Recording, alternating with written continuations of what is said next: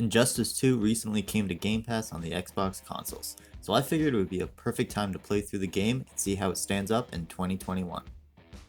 If you're anything like me, usually your fighting game abilities look like Boyle trying to pick up a muffin. However, in terms of fighting games, Injustice 2 has a fairly easy point of entry. I last played the first game, Injustice Gods Among Us, about 5 years ago.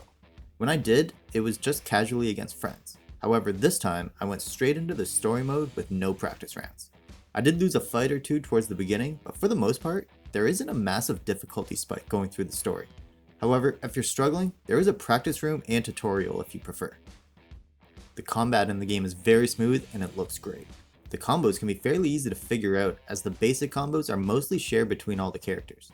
The environmental items in the levels can help keep the fights from getting repetitive, as well as the character selection. You don't need to be amazing at the game in order to appreciate the fun moves and visuals from your favorite DC Universe characters. The super moves really show off each character's unique traits and really emphasizes the visuals the game has to offer. However, some of the super moves really make it difficult to imagine anyone getting back up. The game isn't very long. You can beat the campaign in about 5 to 6 hours.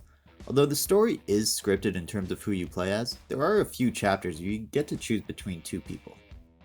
Those chapters will have character-specific dialogue, which is nice, but they always lead to the same endpoint, except for the final chapter, which allows for totally different endings depending on your choices. I wasn't really expecting much in terms of variety for the story, so it was a nice surprise. The cutscenes were good, although a little long at some points. Long enough for me to put down the Xbox controller and have it even turn off while the scene played out. I never played the story from the first one, so I didn't know what to expect. I started this one completely blind, and for a fighting game, I was pleasantly surprised at the cutscene quality and coherent story. It makes me want to go back and check out the first game. Hopefully the first one doesn't have so many close-ups though. I did find it a bit of an odd choice. Once the story is over, you will have only played as roughly 60 to 70% of characters, let alone the extra 10 DLC characters, if you choose to purchase them. There is also a lot of value to be found without the extra characters. From your regular offline versus matches in tournament mode, to online ranked and unranked fights, which in early 2021, I was able to find opponents fairly easily, even though I got completely destroyed. The option is there if you're looking for it. Personally, I really like the Multiverse mode, which is essentially an ever-changing challenge mode area against AI opponents. The challenges range from fairly easy to so difficult your character needs to be minimum levels to even attempt. The challenges do reset on a timer, ranging from hours to days, so there's always something new to try and beat, helping to keep the mode fresh. Although some of these challenges can be beyond frustrating. I can't even tell you how many fights I lost because a random missile came out of the sky and took me out. There's a very interesting mode called the AI Battle Simulator, and it's a fascinating idea. This allows you to simulate fights with opponents from across the globe as if you're simulating a game in a sports title.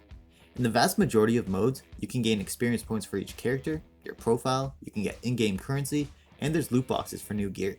Using the battle simulator is a great way to multitask and slowly upgrade your characters. You don't get nearly as much experience or currency as you would from other modes, which is fair because you're not really doing anything in this mode. I tried it by simulating matches while using my laptop to watch a Toronto Maple Leafs game, and I was able to increase a couple of levels with minimal attention and effort. It's a good way to level up and increase character strength if you're struggling to beat challenges and upgrade your roster in other modes. Other than that, I'm struggling to think of why the mode is even here. I'm not sure I can see myself just sitting here for an hour simulating matches and giving it my full attention. It kind of defeats the purpose of playing the game and getting better as a player. The loot boxes are fairly simple to get as they can be gained from the story and challenges. There's a ton of costumes for every character, from classic to new looks, and the costumes look great. They also change all the stats and upgrades for the characters. You might end up wanting to use a certain character all the time, but because the drops are random, they might end up being your worst character stats wise. And without the red equipment, some of the challenges can be quite difficult. The game does have a few flaws. I feel the fights can be fairly quick, and if you've only mastered one or two combos, the fights start to lose their charm.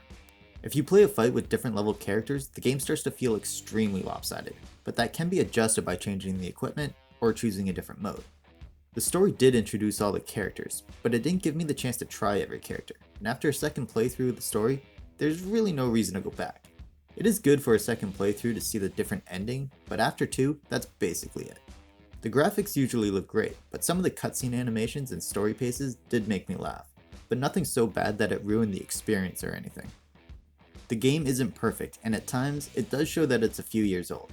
But as an experience as a whole, the game is one of the more enjoyable fighting games I've ever played. There's characters I really enjoy and a combat style that isn't overly difficult to pick up and play. There's also a ton of replay value because of all the modes and gear to unlock. Even if you typically don't enjoy fighting games, if you have Game Pass, there's no reason not to try the game and experience the story for yourself. Thanks for watching. There's so many super close-ups of people's faces in this game, and I have no idea why they decided to do this.